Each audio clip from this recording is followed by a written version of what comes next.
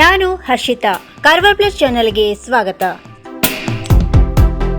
Bus ಅನ್ನು ಹತ್ತಲು ಮಕ್ಕಳ ಜಟಾಪಟಿ, ಅವಘಡ ಸಂಭವಿಸಿದರೆ ಇದಕ್ಕೆ ಹೊಣೆ ಯಾರು?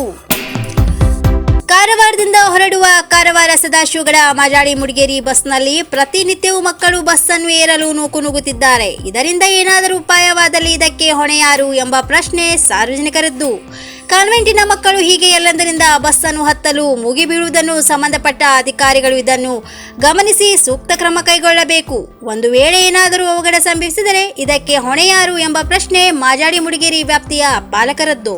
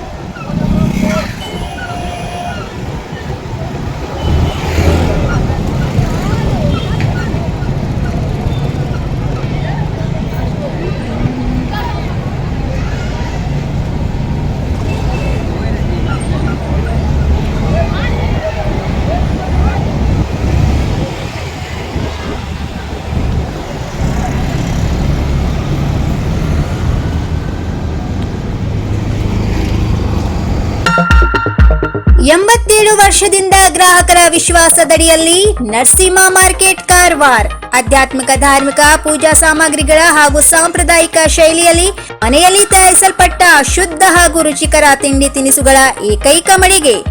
ಪೂಜಾ ಹೋಮ ಹವನ, ಮದುವೆ, ಮುಂಜಿ, ಗೃಹ ಪ್ರವೇಶ ಎಲ್ಲ ಕಾರ್ಯಕ್ಕೆ ಬೇಕಾಗುವ ಪೂಜಾ ಸಾಮಗ್ರಿಗಳು, ಬಾಳೆ ಎಲೆ, ಬಾಳೆಗಿಡ, ಬಾಳೆಗೊನೆ, ಮಾವಿನ ತೋರಣ, 5 ಜಾತಿಯ ಜೋಡು ಹಣ್ಣುಗಳು, ಬೇಲಪತ್ರೆ, ತುಳಸಿ, ಹರಿಯಾಳ, ಶಂಖ, ರುದ್ರಾಕ್ಷ, ಕಡಧಾನ್ಯ, ಬಾಸಿಂಗ, ಮದುವೆ ಡಿಸೈನ್ ಕಾಯಿ, ಹೂವಿನ ಹಾರ, ಆಕಳ ಶುದ್ಧ ಹಾಲು, ಶುದ್ಧ ಗೋಮೂತ್ರ, ತುಪ್ಪ ಸಿಗುತ್ತದೆ.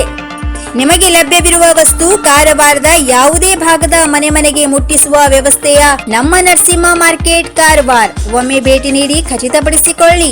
Narasimha market, Raikar manner, Kaikini road, Karwar. Mobile number 9242121334.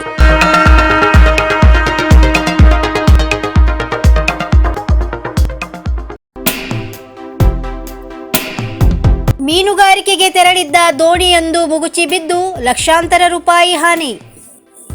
Ankola.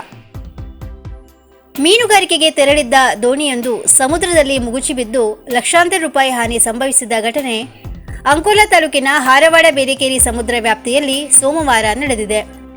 ದೋಣಿಯಲ್ಲಿದ್ದ 2 ಮೀನುಗಾರರನ್ನು ಸ್ಥಳೀಯ ಇತರ ದೋಣಿಯವರು ರಕ್ಷಿಸಿದ್ದಾರೆ. ಶ್ರೀ ಲಕ್ಷ್ಮೀ ರವಳನಾಥ್ ನಾಡ ದೋಣಿಯಲ್ಲಿ ಮೀನುಗಾರಿಕೆ ಮಾಡುತ್ತಿದ್ದ ವೇಳೆ ಸಮುದ್ರದಲ್ಲಿ ಒಮ್ಮೆಲೆ ಬಂದ ಅಲೆಗಳ ರಭಸಕ್ಕೆ ದೋಣಿ ಮುಗುಚಿಬಿದ್ದ ಪರಿಣಾಮವಾಗಿ ಇಂಜಿನ್ ಹಾಗೂ ಬಲೆ ಸೇರಿ ಲಕ್ಷಾಂತರ ರೂಪಾಯಿ ಮೌಲ್ಯದ ಹಾನಿ ಅಂದಾಜಿಸಲಾಗಿದೆ. ಅಕ್ಕಪಕ್ಕದಲ್ಲಿ ಮೀನುಗಾರಿಕೆ ಮಾಡುತ್ತಿದ್ದ ಮೀನುಗಾರರು ದೋಣಿ ಅವಘಡದಲ್ಲಿ ಸಮುದ್ರ ನೀರಿನಲ್ಲಿ ಬಿದ್ದು ಗಾಯಗೊಂಡ ಬಾಬು ಯಶವಂತ ಟಾಕೇಕರ್ ಮತ್ತು ಸೋಮನಾಥ ಸೂರ್ಯಕಾಂತ್ ಅವರನ್ನು ರಕ್ಷಣೆ ಮಾಡಿ ಅಂಕೋಲಾ ಸರ್ಕಾರಿ ಆಸ್ಪತ್ರೆಗೆ ಸಾಗಿಸಲಾಗಿದೆ. ಮೂಲೆ ಗುಂಪಾಗುತ್ತಿರುವ ಸಾರ್ವಜನಿಕ ಶೌಚಾಲಯ, ನಿರ್ವಹಣೆಗೆ ನಿರ್ಲಕ್ಷ್ಯ, ಕಾಣದ ಸ್ವಚ್ಛತೆ, ಜನರ ಆರೋಗ್ಯಕ್ಕೂ ಮಾರಕವಾಗುವ ಭೀತಿ. ಕಾರವಾರ. ಎಲ್ಲೆಡೆ ಸ್ವಚ್ಛ ಭಾರತದ ಘೋಷಣೆಯದ್ದೇ ಸದ್ದು ಕೇಳಿ ಬಹಳ ವರ್ಷವೇನೂ ಆಗಿಲ್ಲ.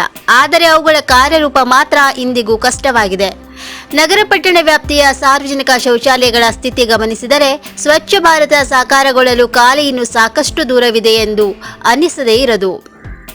ಪ್ರವಾಸೋದ್ಯಮ ಕ್ಷೇತ್ರಕ್ಕೆ ಕೊಡುಗೆ ನೀಡುತ್ತಿರುವ ಜಿಲ್ಲೆಯಲ್ಲಿ ಪ್ರವಾಸಿ ತಾಣಗಳಲ್ಲಿ ಶೌಚಾಲಯಗಳ ಸ್ಥಿತಿ ಚೆನ್ನಾಗಿಲ್ಲ.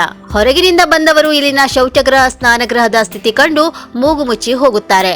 ಜಿಲ್ಲಾ ಕೇಂದ್ರ ಕಾರವಾರದಲ್ಲಿ ಕಡಲ ತೀರದಲ್ಲಿರುವ ಶೌಚಾಲಯಗಳ ಹೊರತಾಗಿ ನಗರ ವ್ಯಾಪ್ತಿಯಲ್ಲಿ ಬೆರಳಿಕೆಯಷ್ಟು ಶೌಚಗೃಹಗಳು ಮಾತ್ರ ನಿರ್ವಹಣೆ ಕಾಣುತ್ತಿವೆ. ಕೊಡಿಭಾಗದಲ್ಲಿರುವ ಶೌಚಾಲಯ ನಿರ್ವಹಣೆ ಕಾಣದೆ ದುಸ್ಥಿತಿಗೆ ತಲುಪಿದೆ. ಇಲ್ಲಿಂದ ಕೂಗಳತೆ ದೂರದಲ್ಲಿರುವ ನಿವಾಸಿಗಳು ಮೂಗು ಮುಚ್ಚಿಕೊಂಡು ದಿನ ದೂಡಬೇಕಾದ ಸ್ಥಿತಿ ಇದೆ. ನಗರ ವ್ಯಾಪ್ತಿಯ ನಂದರಗದ್ದ, ಕಾಜುಬಾಗ, ಹಬುವಾಡ ಸೇರಿದಂತೆ ಬಹುತೇಕ ಕಡೆಗಳಲ್ಲಿ ಸಾರ್ವಜನಿಕ ಶೌಚಾಲಯಗಳೇ ಇಲ್ಲ. ಕಾರ್ಮಿಕರು ಹೆಚ್ಚಿರುವ ಪ್ರದೇಶದಲ್ಲಿಯೂ ಇದೇ ಸ್ಥಿತಿ ಕಂಡುಬರುತ್ತಿದೆ.